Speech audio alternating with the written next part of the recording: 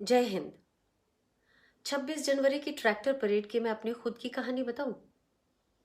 स्वतंत्र लोकतंत्र के किसी भी उत्सुक नागरिक की तरह मैं भी सुबह गाजीपुर बॉर्डर पहुंची थी और जो उत्साहपूर्ण माहौल था वैसा मेरी आंखों ने बचपन में समझ आने से लेकर और अब तक नहीं देखा था। क्रांति के सुंदर गाने, कतार में लगकर चाय और रोटी लेते हुए हर जाति और धर्म के लोग, मेरे देश का चलता फिरता रंग बिरंगा लोकतंत्र वहां पूरे उठान पर था। सब मुस्कुरा रहे थे।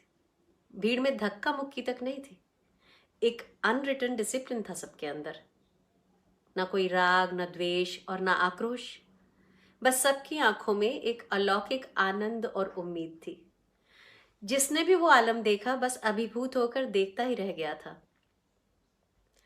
मन तब और भी भावुक हो उठा जब रैली शुरू होने के समय यानी 11 बजे के बाद से सड़क के दोनों तरफ के घरों से महिलाएं, पुरुष और बच्चे निकलकर ट्रैक्टर और ट्रॉली पर बैठे लोगों को सल्यूट कर रहे थे, ठीक वैसे ही जैसे राजपथ पर करते हैं।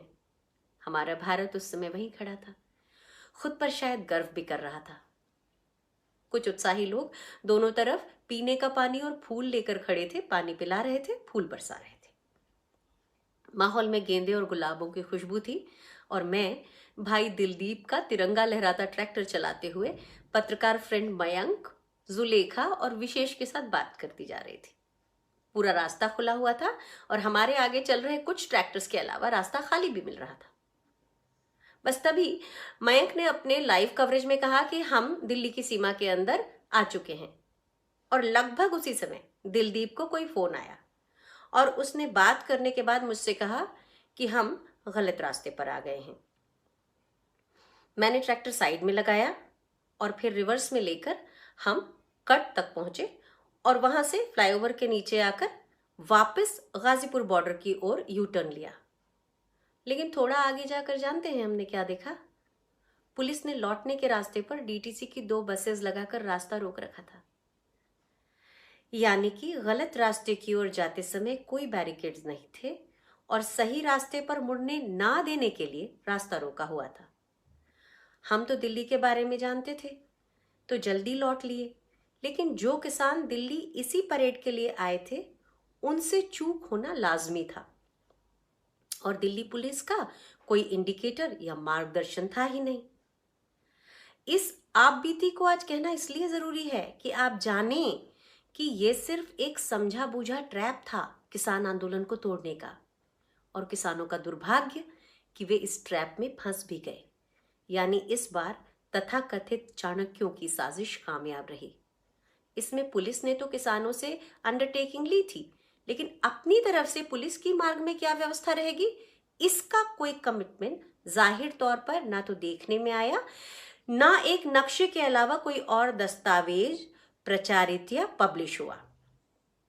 बहरहाल लाल किले की पूरी घटना बहुत दुर्भाग्यपूर्ण है और इतिहास में कलंक की तरह दर्ज हो गई है, लेकिन इसकी साजिश करने वालों ने देश की अस्मिता के बारे में तो सोचा ही नहीं।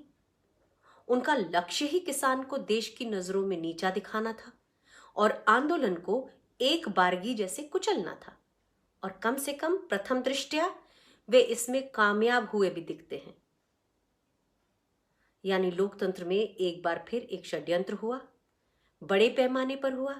लोकतंत्र एक बार फिर शर्मसार हुआ और इतिहास में एक गणतंत्र दिवस दूषित हो गया।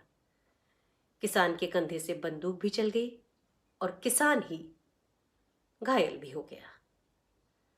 इस तरह की साजिशें आज लोकतंत्र में निहत्थे का शिकार करवा रही हैं और हम मानसिक रूप से शिकार हो रहे हैं, बीमार हो रहे हैं। हो सके तो इस पहलू पर भी विचार कर लें। मुझे यकीन है आप विचार भी कर सकेंगे और दिल में कहीं विश्वास भी होगा इस सच पर। बस सिर्फ 3 दिन अगर सुबह थोक में आने वाली बीजेपी की आईटी सेल की पोस्ट ना पढ़ें तो पूरा सच भी देख पाएंगे हम और आप। आखिर हम सब इसी मिट्टी के लोग हैं, इसी गंगा जमुनी तहजीब ने हमें पाला है। हम कर पाएंगे दूध का दूध और पानी का पानी।